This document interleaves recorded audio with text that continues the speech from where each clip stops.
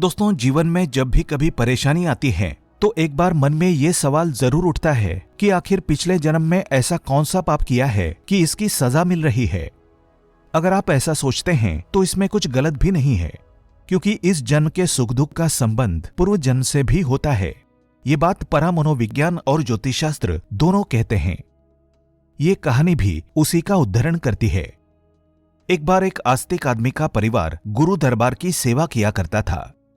उस परिवार में एक लड़का था जो दोनों पैरों से अपाहिज था। गुरुद्वारे में जाकर वहां बैठे बैठे वो भी सेवा करता था। अनेक वर्षों से सेवा करते करते चले आए उस परिवार के लोग सोचने लगे थे कि हम सब इस गुरुद्वारे में जाकर के रोज इतनी सेवा करते हैं, फिर हमारे घर में ये बच्चा अपाहिज क्यों हुआ? इसका क्या दोष था? क्या गलती हमसे हुई? वे लोग सत्संग भी जाया करते थे। एक दिन सत्संग प्रवचन चल रहा था। हजारों श्रद्धालु उस सत्संग में बैठे थे। उस अपाहिज लड़के के पिता ने गद्दी पर बैठे संत से सवाल किया, महाराज, हम परिवार के सभी लोग गुरुद्वारे में सेवा करते हैं, ना कभी किसी के बारे में बुरा सोचते हैं, ना ही किसी से बुरा बर्ताव करते हैं, फिर ऐसा क्या गुनाह हमसे हुआ जो हमारा ये बच्चा अपाहिज पैदा हुआ? फिर गुरु ने उनको जवाब देते हुए कहा कि वैसे तो ये बात बतानी नहीं चाहिए, पर इस समय तुमने हजारों श्रद्धालुओं के बीच ये सवाल पूछा है। अब अगर मैंने सवाल का जवाब नहीं दिया तो हजारों लोगों का विश्वास डामाडोल हो जाएगा, वे असमंजस में पड़ जाएंगे, इसलिए पूछा है तो अब सुन ही लो। ये जो बच्चा है जिसकी दोनों टांगे बेकार है, ये पिछले जन्म में एक किसान का बेटा था। रोज खेत में अपने पिता को 2 बार भोजन के समय भोजन देने के लिए खेत को जाया करता था। एक दिन उसकी मां ने उसे सुबह 11 बजे खाना लगाकर दिया और कहा कि बेटा खाना खाकर फिर पापा को भी दे आना। मां ने उसे खाना परोसकर रख दिया और उसी समय उसके दोस्त ने आवाज लगाई। वो खाना वहीं छोड़कर अपने दोस्त से बात करने बाहर चला गया। इतने में एक कुत्ता उनके घर के अंदर घुस गया। वो थाली में परोसा खाना खाने लगा। इतने में वो लड़का घर वापस आया। उसने कुत्ते को थाली में मुंह डाले हुए देखकर पास ही में रखे एक लोहे की सलिया को उठा लिया। उसने ये भी नहीं सोचा कि खाना तो अब झूठा हो ही चुका है, अब कुत्ते को मारकर क्या फायदा, और बिना सोचे समझे उसने उस कुत्ते की दोनों टांगों पर इतने जोर से लोहे के सलिये से प्रहार किया कि उसकी दोनों टांगे टूट गई। वो कुत्ता अपनी जिंदगी भर दोनों पैरों से बेकार हुआ। घसीटते घसीटते उसने अपनी बाकी जिंदगी को बिताया। आखिर में तड़प तड़प कर मर गया। लड़के की वजह से उसकी जिंदगी तबाह हुई, और ये उसी कुत्ते की बद्दुआ का फल है जो इस जन्म में इसकी दोनों टांगे बेकार है, ये अपाहिज होकर पैदा हुआ। इस संसार में मनुष्य को अपने कर्म का फल भुगतना ही पड़ता है। इस जन्म में अगर आपने किसी से दुर्व्यवहार किया तो स्वाभाविक है कि अगले जन्म में आपके साथ भी वही होगा। इसलिए जो भी कर्म करो सोच समझकर करो, अच्छे कर्म करो, कभी किसी का दिल ना दुखाओ, हमेशा ही सत्कर्म करते रहो, गुरु की सेवा करते रहो। ऐसे ही एक महिला की कहानी है, वो भी अब सुनाते हैं। दोस्तों, एक महिला बहुत ही श्रद्धालु थी, पूजा पाठ भजन स्मरण भी करती थी, ना किसी को गलत बात बोलती, ना किसी का दिल दुखाती। वो सबसे बड़े प्रेम से मिलकर रहती थी।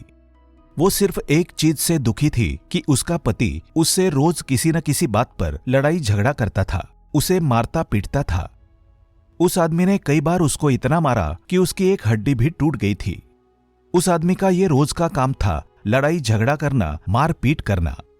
उस महिला ने एक बार अपने गुरु से पूछ लिया, महाराज, मैंने ऐसी कौन सी भूल की है? मैं सत्संग भी जाती हूँ, सेवा करती हूँ, भजन स्मरण भी आपके हुक्म के अनुसार करती हूँ, लेकिन फिर भी मेरा पति मुझे रोज मारता है, रोज लड़ाई झगड़ा करता है, मैं क्या करूं? गुरु ने पूछा, क्या वो तुझे खाना देता है? महिला ने कहा, हां, खाना तो देता है। महाराज ने कहा, फिर ठीक है, कोई बात नहीं। उस महिला ने सोचा कि शायद गुरु कोई ऐसा चमत्कार कर दें और पति के स्वभाव में बदलाव आ जाए और वो उसको मारना पीटना छोड़ दें, लेकिन ऐसा कुछ भी नहीं हुआ। उसकी तो आदत बन गई थी रोज ही अपने घरवाली की पिटाई करने की। कुछ समय और निकल गया।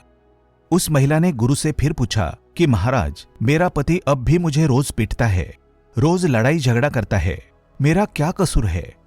गुरु ने फिर महिला से पूछा, क्या वो तुम्हें खाना देता है?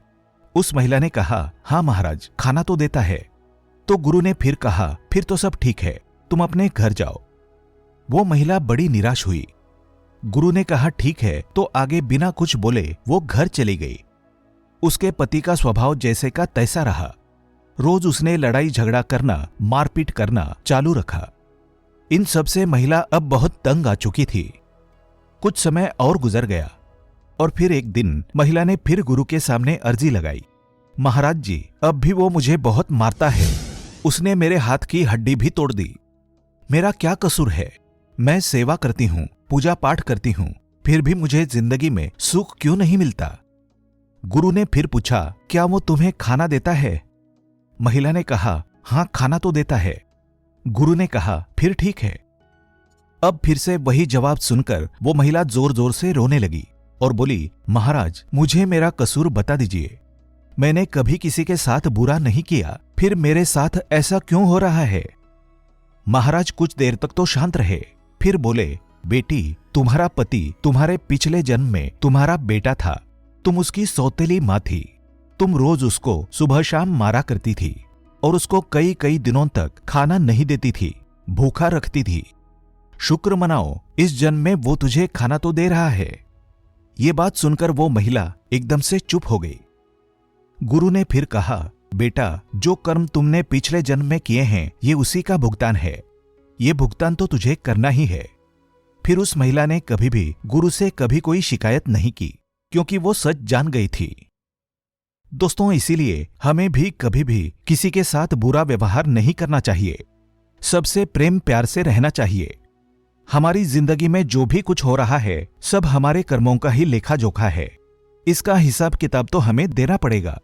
इसलिए अच्छे कर्म करते रहो, प्रभु का स्मरण करते रहो, गुरु की सेवा करते रहो, जिससे तुम्हारा ये जन्म भी सुखपूर्वक व्यतीत हो और अगला जन्म भी संवर जाए।